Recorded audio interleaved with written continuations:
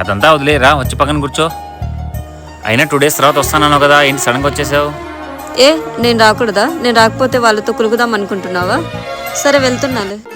అది కాదు, రా వచ్చి కూర్చో. వాళ్ళెవరు నాకు నిజంగా తెలియదు, సరదాగా నేను ఆట పడిషానికి అలా చేశాను. నీ స్పర్శ నాకు తెలియదా? నువ్వు 100 మందిలో నీ స్పర్శ నాకు తెలుస్తుంది. అబ్బో అవునా? ఇంతకీ ఏమైనా తిన్నావా? ఇంకా లేదు. ఇంకా తినకపోవడం ఏంది? పద హోటల్కి వెళ్దాం. ఒక నిమిషం ఆగు. రే తమ్ముడు, తను మా తమ్ముడు. అవునా? అయ్యా మహాప్రభు, నువ్వేనా నా బావవి? నీ గురించి ట్రైన్లో చెప్పి నన్ను చంపేసింది తెలుసా? అవునా? ఏం చెప్పావు అంతగా? మన లవ్ స్టోరీ చెప్పాను. అవునా?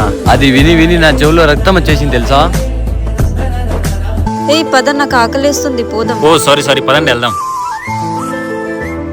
రే నువ్వు వెళ్ళి ఆర్డర్ ఇచ్చేసి రాపో. అలాగే బావా. ఇంకేంటి విశేషాలు? చెప్పాలిరా నువ్వే. ఇంకెప్పుడు నన్ను వదిలేసి వెళ్ళకే, చాలా బాధేస్తుంది. నిన్ను ఒక్కరోజు కూడా చూడుకుని నేను ఉండలేకపోతున్నాను. నాకు కూడా అలానే ఉంది, అందుకే నీకోసం వర్క్ ఫ్రమ్ హోమ్ తీసుకున్నా. ఇంక నుంచి నేను నీతోనే ఉంటాను.